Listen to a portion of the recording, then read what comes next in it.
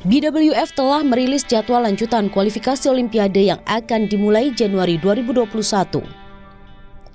Kendati begitu, tahun 2020 menyisakan beberapa turnamen bergengsi. BWF juga memastikan sisa turnamen tahun ini akan berlanjut mulai Agustus. Namun tidak ada poin kualifikasi Olimpiade yang diperebutkan. Pelatih ganda campuran Indonesia Richard Mainaki tidak masalah dengan kondisi ini. Turnamen sisa tahun justru baik bagi anak asuhnya sebagai ajang pemanasan jelang kembali berburu poin kualifikasi Olimpiade. Selain itu, turnamen sisa tahun ini juga penting karena masih memiliki poin ranking dunia dan tentunya uang hadiah yang jadi daya tarik bagi anak-anak Cipayung. Yang repot kalau tidak ada masuk poin terus pertandingan yang ada itu yang repot. Buat evaluasi kita lagi dicoba dengan gitu kurang lebih 2-3 bulan tidak ada pertandingan.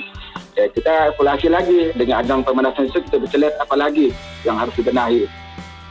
Di sektor ganda campuran, posisi satu wakil Indonesia Praven Jordan Melati Daeva relatif aman ke Olimpiade karena menempati ranking 4. Sedangkan satu pasangan lain Hafiz Faisal Gloria Wijaya mesti bekerja keras untuk mengamankan posisinya yang berada di ranking 8.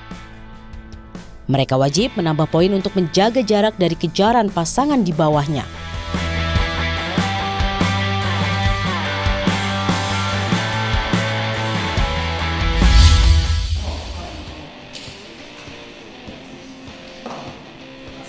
Setelah ditunda pelaksanaan PON Papua 2020 ini, KONI Sumsel terpaksa harus menghentikan sementara program Pelatda Terpusat yang seharusnya digelar untuk mematangkan kesiapan atletnya.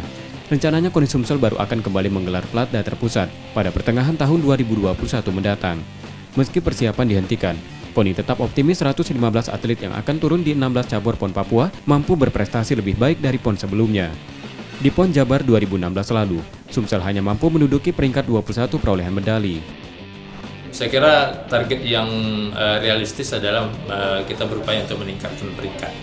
Kalau kemarin kita di peringkat 21, mudah-mudahan bisa meningkatlah 2 atau 3 tingkat, paling tidak di bawah 20 besar itu ya.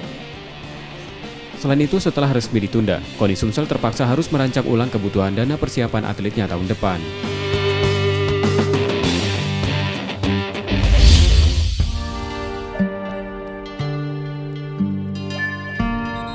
Manajemen Sriwijaya FC sangat berharap pada kepengurusan baru PT Liga Indonesia Baru yang terbentuk lewat rapat umum pemegang saham. Sriwijaya FC ingin PT LIB mampu membawa kompetisi sepak bola profesional tanah air lebih baik lagi.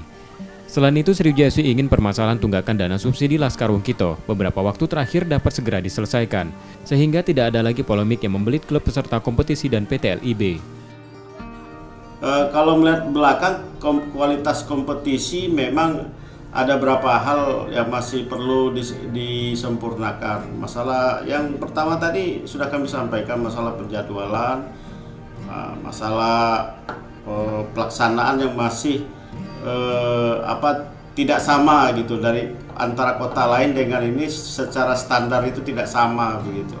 Dan tentunya harapan kita dari klub Sriwijaya FC, semua kewajiban yang selama ini belum terselesaikan dapat diselesaikan gitu. Di kepengurusan baru PT LIB, Ahmad Hadian Lukita ditunjuk sebagai direktur, menggantikan Cucu Somantri yang mengundurkan diri.